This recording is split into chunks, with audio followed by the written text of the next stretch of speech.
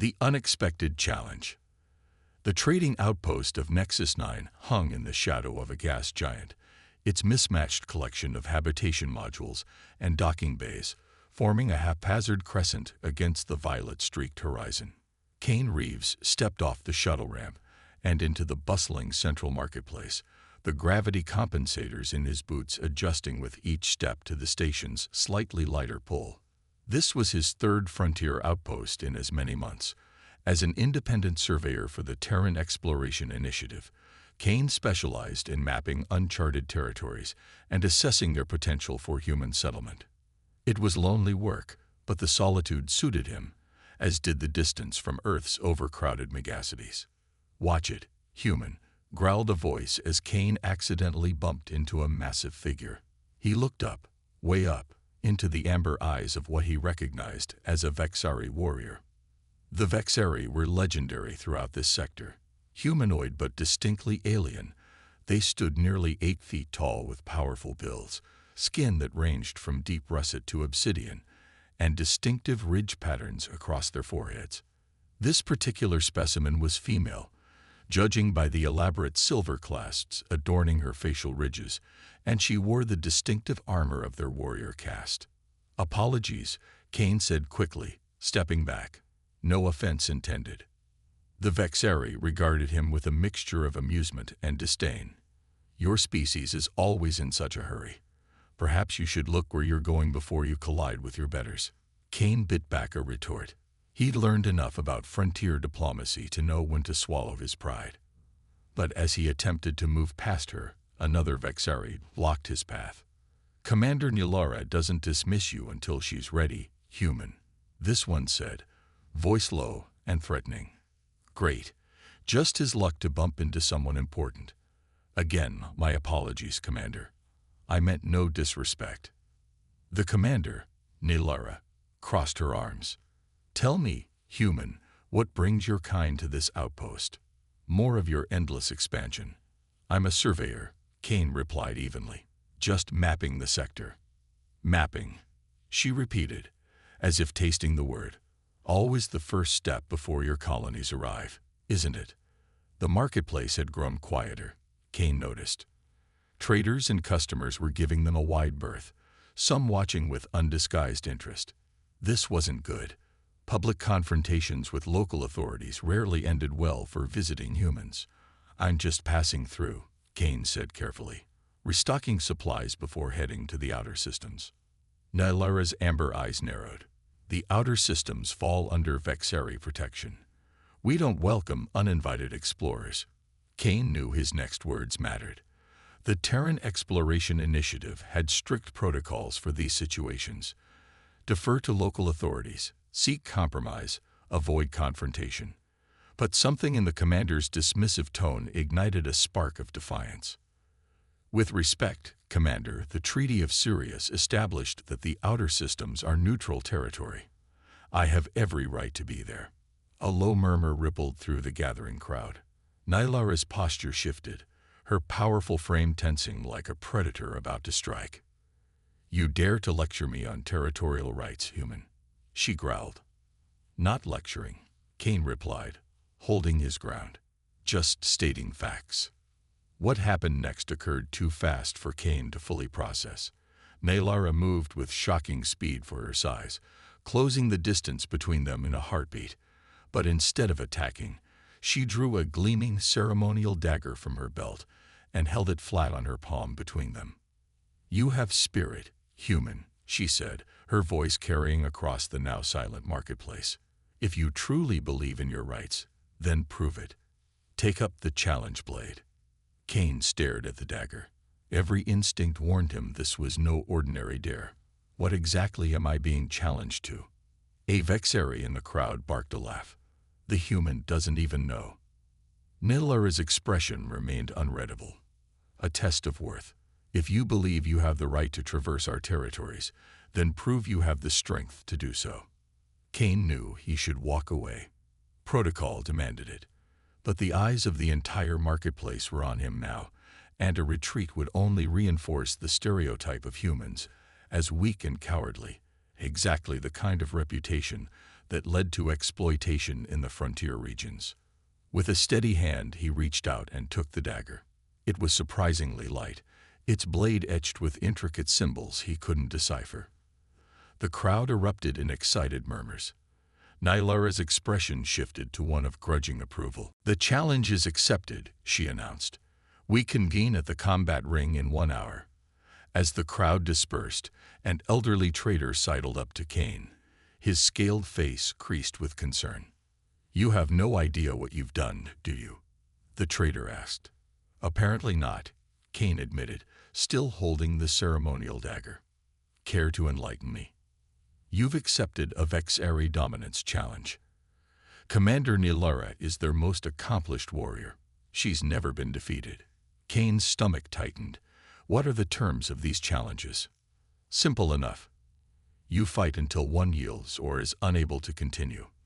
The trader eyed Kane skeptically. "No offense, human, but you don't stand a chance in direct combat.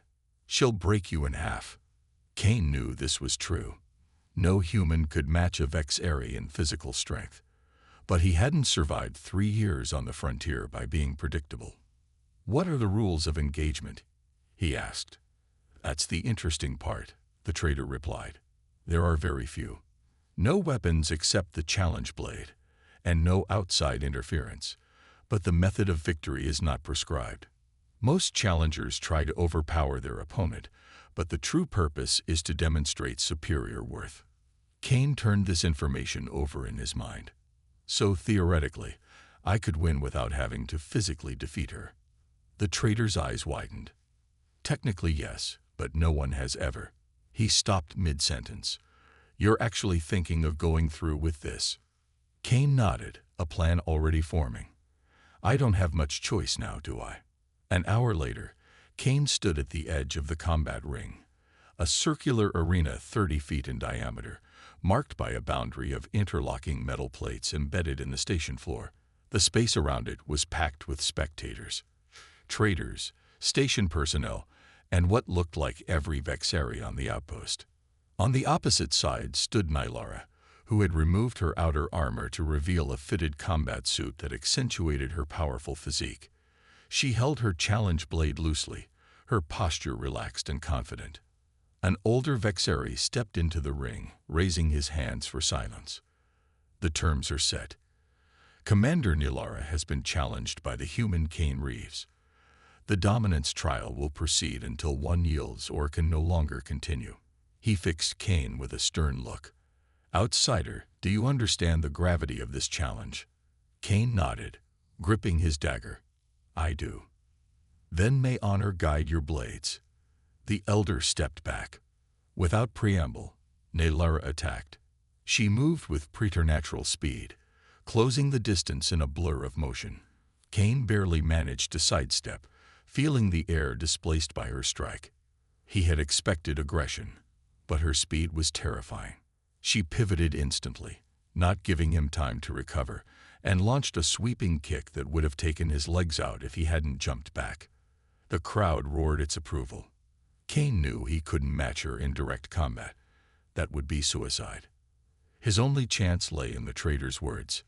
"The true purpose is to demonstrate superior worth." Nylara pressed her advantage, dragging Kane toward the edge of the ring with a series of lightning-fast strikes. He parried what he could with the ceremonial dagger, avoiding rather than blocking, conserving his energy while studying her movements. Every warrior had patterns. Nylara favored her right side.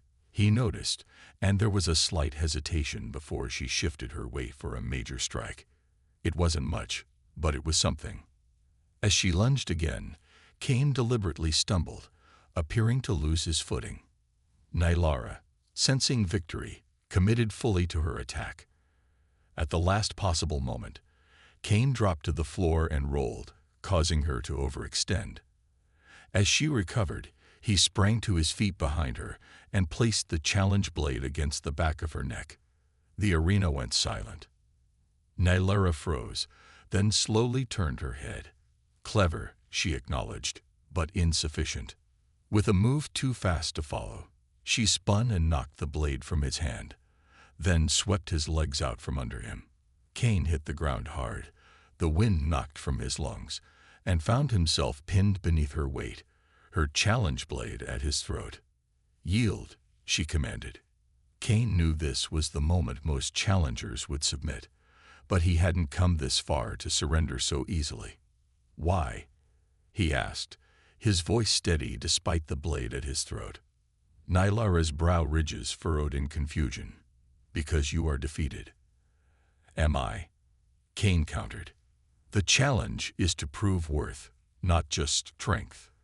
I've proven I can think tactically, adapt to superior force, and find advantages where none seem to exist." He met her amber gaze directly. "Aren't those qualities worth respecting in an explorer of the outer systems?" Murmurs spread through the crowd. Nylara studied him intently, her expression unreadable. "You speak with wisdom beyond your physical capabilities," she finally said. "Few have understood the true nature of the challenge." She removed the blade from his throat but remained poised above him. "I acknowledge your worth, Kane Reeves." Relief flooded through him. He had gambled everything on this interpretation and won. Nylara stood and extended her hand. Kane took it, allowing her to pull him effortlessly to his feet. The elder Vexari approached, looking both surprised and impressed. "The challenge is concluded," the elder announced. "Honor is satisfied." Kane exhaled slowly, grateful it was over. But then he noticed the strange looks being exchanged among the Vexari. The elder was whispering urgently to Nylara, who appeared, stunned. "Is something wrong?" Kane asked. Nylara faced him, her amber eyes intense. "You used wisdom rather than strength to demonstrate your worth, then acknowledged my superior position while claiming equality of spirit." She stepped closer. "According to our oldest traditions, you have not simply met my challenge. You have issued a mating proposal of the highest order." Kane's mind went blank. "I'd what?" The elder nodded solemnly. "It is rare, but unmistakable. You have proven yourself worthy not merely as an equal, but as a potential bonded mate." "That's not what I meant to." Kane began, but Nylara cut him off with a raised hand. "The significance of your actions transcends your intent," she said firmly. "You have honored me with a traditional proposal of our ancestors, whether you knew it or not." Her lips curled in what might have been her species' version of a smile. "And to the surprise of all, I find I am inclined to accept." The crowd erupted in thunderous approval as Kane stood frozen, the full implications crashing down upon him. He had come to map uncharted territories, but instead had charted himself directly into becoming the mate-elect of a Vexari commander. Trial by fire. 3 days after the challenge, Kane found himself in what the Vexari called the preparation chamber, a Spartan room within their section of the outpost. The walls were adorned with weapons and what appeared to be battle trophies, while a large viewport offered a spectacular view of the gas giant's swirling storms. "Drink," instructed Kethar, a Vexari warrior who had been assigned as Kane's guide through the pre-bonding rituals. He handed Kane a steaming cup filled with a viscous purple liquid. "It will strengthen your body for the trials ahead." Kane eyed the concoction warily. "What exactly is in this?" "Nothing that will kill you," Kethar replied with what might have been amusement, "though you may wish it had." "Wonderful." Kane took a tentative sip and immediately regretted it. The liquid burned like fire going down, leaving an aftertaste reminiscent of battery acid mixed with cinnamon. "The commander awaits you in the Hall of Ancestors," Kethar continued, seemingly oblivious to Kane's discomfort. "Finish quickly."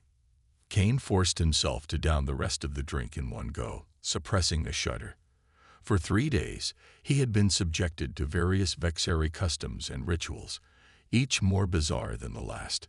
He had been painted with ceremonial markings, subjected to a purification ritual involving aromatic smoke that made his eyes water, and introduced to more Vexari warriors than he could possibly remember. Through it all, he had been searching for an opportunity to speak privately with Nylara and clarify the misunderstanding. But the commander had been surprisingly elusive, present for formal ceremonies, but always surrounded by other Vexari. "Tell me something, Cathar," Kane said as they walked through the curved corridors of the Vexari quarter. "Has any outsider ever become mate to a Vexari before?" "Never to a commander," Cathar replied. "There have been unions with outsiders of worthy species, but they are rare and often controversial." He glanced sideways at Kane. "Many believe Commander Nilara honors you too greatly." "And what do you believe?" Kane asked. Cathar was silent for several steps. "I believe she sees something in you that others do not. Whether that judgment is sound remains to be seen." They reached an imposing set of doors inscribed with the same symbols Kane had seen on the challenge blade. Cathar placed his palm on a scanner, and the doors parted silently. The Hall of Ancestors was cavernous, its high ceiling disappearing into shadows. The walls were lined with what appeared to be holographic displays showing Vexari warriors in battle poses, their images shifting subtly as if alive. At the center of the hall stood Nilara, her back to them, as she gazed up at the largest display, an imposing Vexari female in ceremonial armor. "Your honored mate-elect arrives, Commander," Cathar announced before withdrawing, leaving Kane alone with Nilara for the first time since the challenge. She turned slowly, her amber eyes finding his. Without her battle armor, dressed instead in what appeared to be formal attire, she looked no less formidable. "Kane Reeves," she said, her deep voice echoing in the vast chamber. "You have endured our preliminary rituals with unexpected resilience." "Hard to say no when you don't understand what's being asked," Kane replied, then immediately regretted his flippancy. "I mean, I'm trying to respect your customs." To his surprise, Nilara's expression softened slightly. "Your honesty is refreshing. Most outsiders attempt to flatter or deceive." This was his opening. "Speaking of honesty, Commander, there's something we need to discuss." A sudden blaring alarm cut him off. Red emergency lights began flashing throughout the hall, and Nilara's posture instantly changed from ceremonial to alert. She pressed a communication device on her wrist. "Report," she commanded. A voice responded in the Vexari language, too fast for Kane to follow with his limited knowledge. Nilara's expression darkened. "The outpost is under attack," she informed Kane, already moving toward the exit. "Kreznar raiders. They must have detected our reduced patrols." She glanced back at him. "Stay here. You'll be safe." "Wait," Kane called after her. "I can help." Nilara paused at the doorway, studying him skeptically. "This is not a challenge ring, human. These are real warriors with lethal weapons. Before I was a surveyor, I served in the Terran Defense Force," Kane told her. "I know how to handle myself in combat." Nilara considered this for a moment, then nodded curtly. "Follow me, but understand that if you endanger my warriors, I will send you back, mate-elect or not." Kane followed her through corridors, now filled with Vexari warriors rushing to defensive positions. Nilara led him to an armory where she quickly selected a compact energy pistol and tossed it to him. "Standard Terran model," she explained. "Compatible with your physiology." Kane checked the weapon automatically, muscle memory from his military days taking over. "What are we dealing with?" "Kreznar raiders target isolated outposts for resources and slaves," Nilara explained as she armed herself with a more substantial Vexari weapon. "They particularly value Vexari for their resilience as labor." Her expression hardened. "We value them for how quickly they die under our blades." A younger Vexari warrior burst into the armory. "Commander, they've breached the eastern docking bay. Station security is overwhelmed." "Deploy the 2nd Squadron to reinforce," Nilara ordered. "We'll take the 1st unit and flank through the maintenance tunnels." She glanced at Kane. "Ready?" He nodded, suppressing the voice of reason screaming that he should be hiding, not joining an alien combat unit. But something in Nilara's manner, the absolute confidence with which she commanded, the respect her warriors showed her, made him want to prove himself worthy of standing at her side, even if just for this moment. The maintenance tunnels were cramped even for Kane. For the taller Vexari, they required an uncomfortable crouch. They moved swiftly and silently, Nalara leading, Kane in the middle of the formation, and 4 other warriors bringing up the rear. They emerged into the commercial sector of the station, now eerily deserted. Distant weapons fire and shouting echoed through the corridors. "The raiders will be targeting the secure storage vaults," Nalara explained in a hushed tone. "We'll intercept them at junction C7. As they approached the junction, Kane noticed something the others had missed: a slight distortion in the air near a ventilation shaft, the telltale sign of adaptive camouflage technology. "Ambush!" he shouted, diving forward and tackling Nalara just as a blast of energy seared the space where she had been standing. The Vexari warriors reacted instantly, returning fire at the now revealed Kreznar ambushers. The raiders were reptilian, with elongated skulls and scaled skin, their bodies enhanced with cybernetic implants that gave them unnatural speed. Kane and Nalara rolled to cover behind a structural column, energy blasts impacting around them. "How did you see them?" Nalara demanded, already returning fire with practiced precision. "Their camo-tech creates a heat distortion," Kane explained, taking careful aim at a raider and dropping him with a shot to the chest. "It's similar to systems we encountered in the Arcturus conflict." They fought side by side, surprisingly complementary in their combat styles. Nalara was power and direct action, charging forward to engage the enemy at close range once their positions were revealed. Kane was precision and tactical awareness, identifying threats and eliminating them before they could flank the Vexari warriors. The skirmish was brief but intense. When it ended, 6 Kreznar raiders lay dead or incapacitated, with only minor injuries to one of the Vexari warriors. Nalara stood over a wounded raider, her weapon trained on his head. "Where is your main force?" she demanded. The Kreznar hissed defiantly. "Already in your precious vaults, Vexari. Soon we'll be gone with your treasures, and you can explain to your council how you failed to protect." His words cut off in a gurgle as Nilara's boot pressed against his throat. "The vault defense systems will trap them," she said coldly. "But I tire of this game every trading cycle." She looked at her warriors. "Secure these prisoners. We move to the vaults."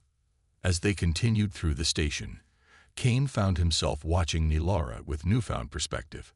Her decisions were swift and decisive, but never reckless.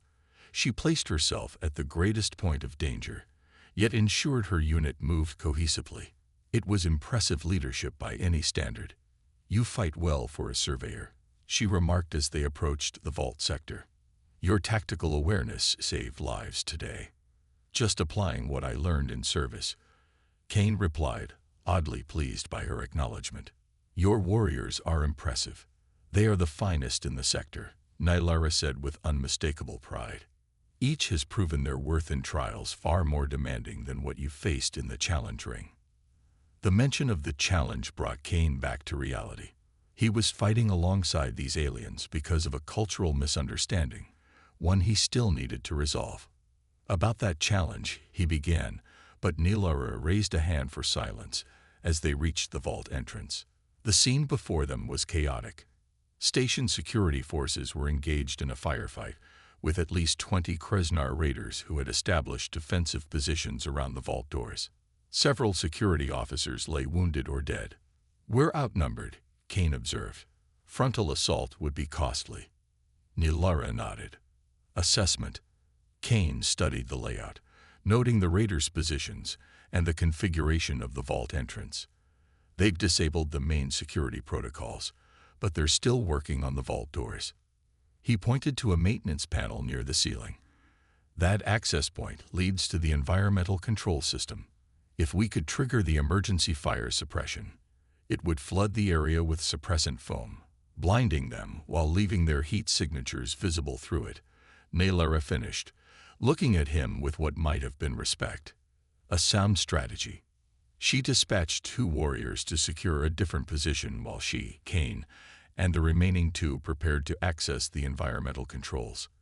As they moved into position, Kane felt an unexpected sense of synchronicity with Nalara, as if they had fought together for years rather than hours. The plan worked perfectly. When the fire suppression system activated, the Kreznar were thrown into confusion, firing blindly while the Vexari, guided by Kane's knowledge of the suppressant's properties, picked them off with precision shots. In the aftermath, as station security began the process of clearing the area and treating the wounded, Nylara approached Kane. For a moment, she simply looked at him, her amber eyes unreadable. "You have proven yourself again today," she finally said. "Not in ritual, but in battle, where truth cannot hide behind ceremony." Kane nodded, unsure how to respond. He had come to the outpost seeking star charts and supply contracts. Instead, he had fought alongside alien warriors and earned the respect of their commander. And beneath it all, there was something else, a growing sense that Nylara was more than just a fearsome warrior. She was a leader of depth and principle, someone whose respect was worth earning. As they walked back through the station, now secure once more, Nylara spoke quietly. "The third trial was to be tomorrow, but after today, I see no need for further testing of your worth." Kane realized this was his moment, perhaps his last chance to clarify the misunderstanding before things progressed too far. "Nylara, about this mating proposal. I need to explain." She stopped, turning to face him fully. "You wish to withdraw your claim?" The directness of the question caught him off guard. I didn't understand what I was doing in the challenge ring. In human culture, what happened between us would not signify a mating proposal." Nylara's expression remained neutral, but something shifted in her eyes. "I am aware of this." "You are?" Kane blinked in surprise. "I have studied enough of your species to know that your actions in the ring were not intended as a mating challenge," she acknowledged. "Our historian explained the cultural differences to me after the event." Kane stared at her, utterly confused. "Then why proceed with all of this? The rituals, the ceremonies, treating me as your mate-elect?" For the first time, Nylara seemed hesitant. "Because you demonstrated qualities I have not seen in any potential mate, Vexari or otherwise. Intelligence, adaptability, the courage to face a superior foe without resorting to desperation." She met his gaze directly. "These are traits valued among my people above all others, traits that would strengthen our line. So this whole mate-elect situation, it's real.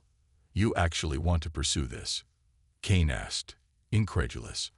"I would not have accepted the challenge otherwise." Nylara replied simply. "The question now is whether you, understanding fully what it means, wish to continue."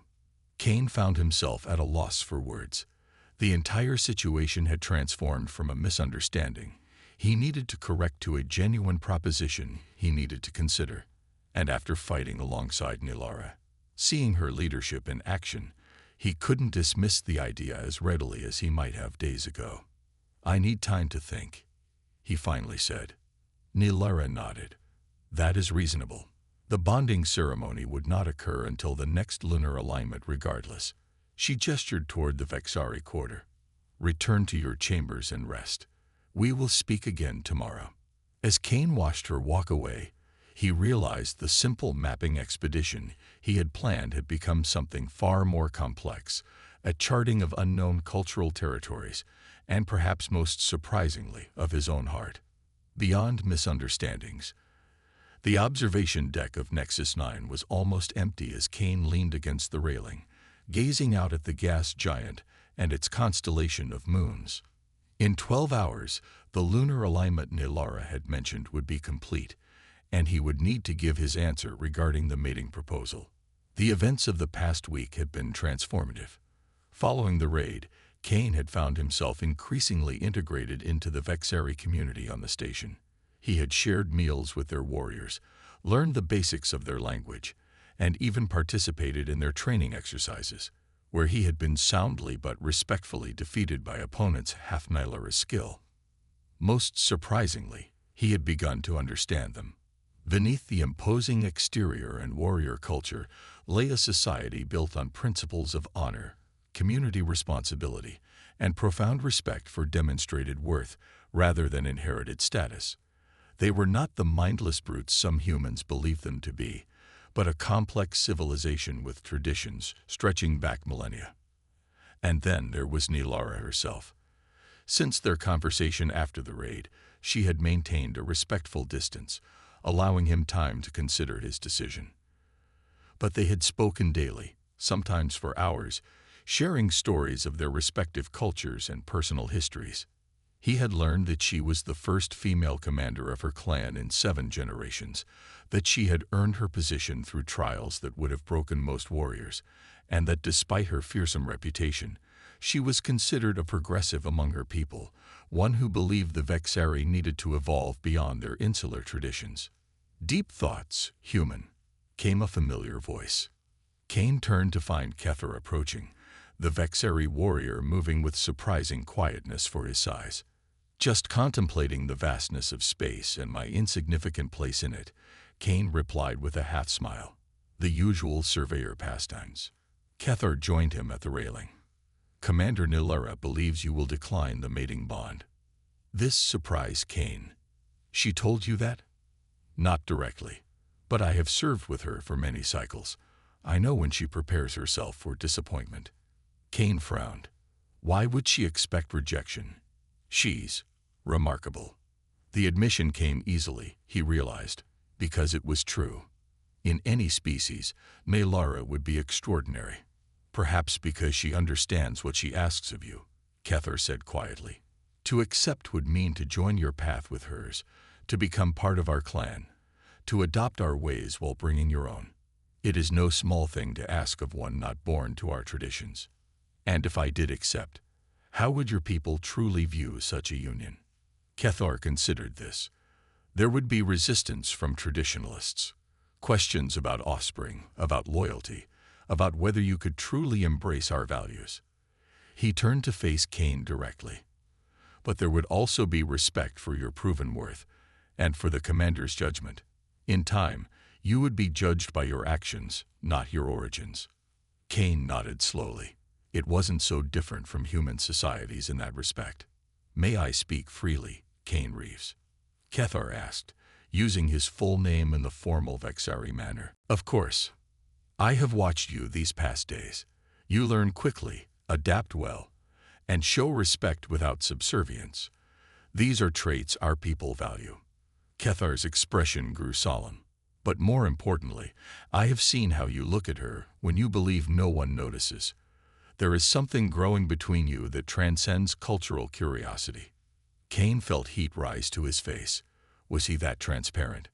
The lunar alignment approaches, Kethar continued. Whatever you decide, do so with clarity. Half measures would dishonor both of you. With that, the warrior inclined his head respectfully and departed, leaving Kane alone with his thoughts once more. Hours later, Kane sat in his quarters, finalizing a transmission to his superiors at the Terran Exploration Initiative. He had recorded his official findings about the sector, attached his preliminary maps, and added a personal addendum explaining his extended stay at Nexus 9. What he hadn't included was any mention of the Vexari mating proposal. Some things were too complex for official reports. A chime at his door pulled him from his thoughts. When it slid open, Nilara stood before him, not in her usual armor, but in what appeared to be formal attire. A fitted garment of deep blue with silver accents that highlighted the elegant ridges of her forehead and the powerful lines of her body. Commander, Kane greeted her, suddenly acutely aware of the simplicity of his own clothing. I wasn't expecting you until the ceremony. There has been a development, she said, her voice carrying an edge of urgency. May I enter? Kane stepped aside, gesturing her in. His quarters were modest by human standards, but they felt especially small with Nilara's imposing presence. Our scouts have detected a Kreznar warship approaching the station, she informed him without preamble. Not raiders this time. A full military vessel. They come seeking revenge for their failed raid. Kane frowned. The station has defenses, doesn't it? Minimal ones. Nexus 9 relies on its neutrality and the protection agreements with various species. Nilara's expression was grim. But the Kreznar care nothing for such agreements. They come in force, and the station's governing council is preparing to evacuate. What about your people? My warriors will stand and fight, as is our way. But I have come to ensure you have passage on an evacuation vessel. She held out a data chip. This will grant you priority boarding. The vessels depart in 3 hours. Kane took the chip automatically, but his mind was already racing ahead. You're staying to fight a battle you can't win. Nelara's amber eyes met his. We will extract a heavy price for their victory. The Vexeri do not abandon their posts, even against overwhelming odds. Something clicked in Kane's mind. A connection between the tactical problem before them and a solution that might exist. The Kreznar, he said slowly. Their warships use a distributed command system, don't they? Multiple control nodes throughout the vessel rather than a centralized bridge. Nelara nodded, looking faintly surprised. Yes, it makes them resilient to targeted strikes. But each node operates on the same communication frequency, shifted through a predictable algorithm. Kane moved to his terminal, pulling up the station's sensor readings. During the Arcturus conflict, we developed a viral signal that could infiltrate and temporarily disable similar systems. If we could upload it to the station's communication array and target it precisely. Nelara stepped closer, studying the display. You believe we could disable their ship? Not permanently, but long enough to give us an advantage. Kane's fingers flew across the interface, drawing on long-dormant military knowledge. I'd need access to the station's main communication systems and help calibrating the signal to Kreznar frequencies. You would risk yourself for this station. For my people? Nelara asked quietly.